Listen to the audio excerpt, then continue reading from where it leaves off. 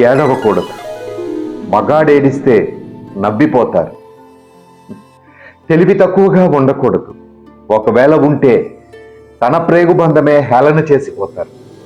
ఆకలిలో, అవసరంలో, అవహేళనలో నాన్న విలువ పాతాళంలోకి పడిపోతుంది.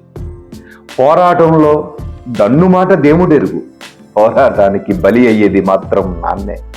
గెలిచినా ఓడినా తూకం వేయడం సరిగ్గా వస్తేనే నాన్న అవ్వాలి. తూకంలో తేడా వస్తే ఇదే నాన్న శత్రువుగా మిగిలిపోతాడు.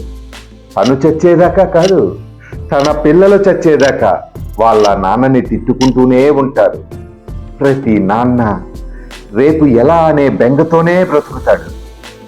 లోపల రోగాలను పెంచుకుంటూ పిల్లల భవిష్యత్తు కోసం భయపడుతూనే బ్రతుకుతాడు. నాన్న కోరుకునేది పిల్లల నుండి రక్త మాంసాలు దారపోసిన తన భాగస్వామిని ప్రేమగా, గౌరవంగా తన అవసాన దశలో చూడాలని కోరుకుంటాడు. కానీ ఈ పిల్లల ఆస్తి పంపకాలలో మోగవాడైపోతాడు. తన ప్రేగు మీద పోరాడలేక ఈ పిల్లల బాధ్యత పంపకాలలో అనాథగా మిగిలిపోతాడు.